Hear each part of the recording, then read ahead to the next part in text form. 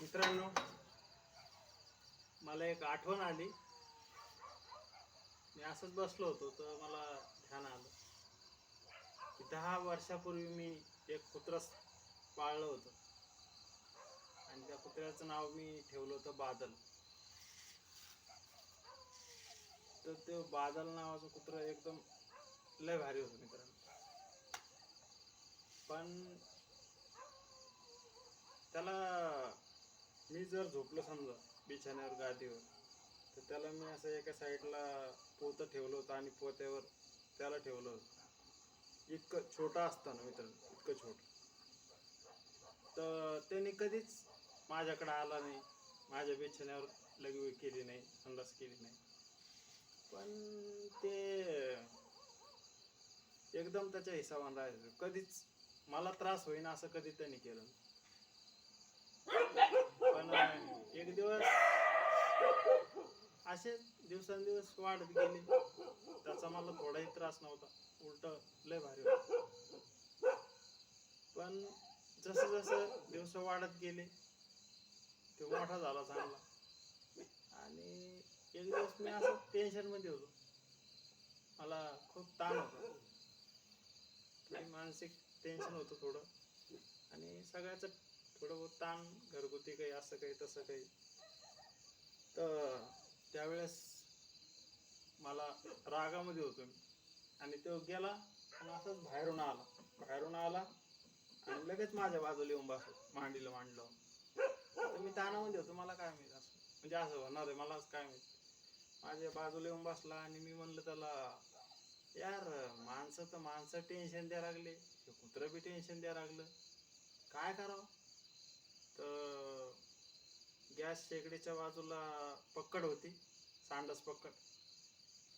ती पक्कड घेतली, रागात होतो, काही नाही समजलं. पक्कड घेतली आणि त्याला फेकून मारले. त्याच्यासमोर हे म्हणले शब्द वापरले मी, यार माणसं तर माणसं तकलीफ द्यायला लागली, टेन्शन द्यायला लागली, कुत्रं टेन्शन द्यायला लागलं. मग त्याला पक्कड फेकून मारली मित्रांनो. तर ते निघून गेला. लास्ट भेट होती माझी त्याची, माझा त्याचा संपर्क लास्ट होता. त्याला पक्कड फेकून मारली, ते निघून गेला तर परत वापस आलाच नाही. मी त्याची रात्रभर वाट बघितली, तो कधी दिसलाच नाही. त्याच्यानंतर दुसऱ्या तिसऱ्या दिवशी असं रोज इकून तिकून ह्या गावात, म्हणजे गावातून इकडे कोपऱ्यात असन किंवा तिकडं असन किंवा इकडे गेला असन, किंवा मला वाटलं कुठं कोणी मारला असन, पण काही कुठं दिसलाच नाही. पण मी घरी आलो तर मग मला विचार केला मी, त्यासाठी थोडं रडलो. पण मला हे समजलं, त्याच्याकडून मला ही शिक भेटली मित्रांनो, की तो गेला माझ्या शब्दावर, पण परत वापस नाही आला माझ्या घरी. तर त्याच्यापासून मला ही शिक भेटली की मी माणूस असताना लोकांच्या दारामध्ये जर लोक बोलत असतील किंवा कसे वागत असतील, तर मी त्याच्या दारावर काहून जाऊ. जर माझा कुत्रा जर माझ्या एका शब्दावर तो माझ्या घरी परत नाही आला, तर मी एखाद्याच्या दारात काहून जाऊ. काहून की काही लोक काय, बोललेले घाव, मारलेले घाव मिटते, पण बोललेले शब्द मिटणार नाही. त्याच्यासाठी मला हेच सांगायचं आहे की कोणाला पण बोलायचं असेल किंवा काही करायचं असेल, त्याच्या अगोदर 4 वेळेस विचार करता मित्रांनो, आणि नंतर तुम्ही त्या माणसाला इग्नोर करा किंवा त्याला येऊ देऊ नका. पण मला माझा कुत्रा शिकून गेलं की यार, मी कुत्रा असून मी तुझ्या दारात आलो नाही, मग तू माणूस असून कोणाच्या विनाकारण कोणी जर अपमानित केलं किंवा काही केलं, त्याच्या दारामध्ये नको जाऊ. काहीच गरज नाही. काय तुम्ही प्रेमानं 2 शब्द बोलले, मी आलो. तुम्ही रागात बोलले, मी निघून गेलो.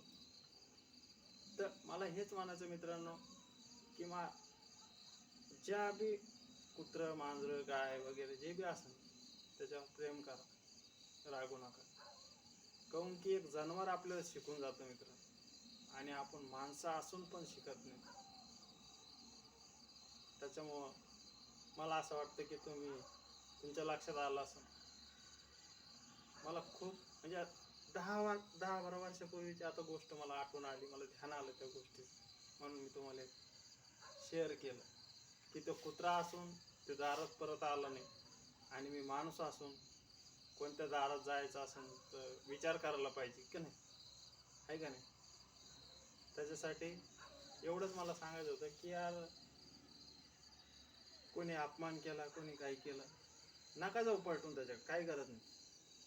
हां, त्याने आपल्याला समजा हसी मजाक वगैरे मध्ये बोलला असेल तर काही हरकत नाही, मित्र सर्कल असेल तर काही हरकत नाही. पण जर तुम्हाला त्यांनी इग्नोरच करून टाकलं, तुमचा अपमानच केला, आणि तुम्हाला म्हणलं की येऊच नको इथं, काही हरकत नाही, जायचं नाही, सोडून द्यायचं विषय. बस एवढं सांगायचं मित्रांनो. जय हिंद.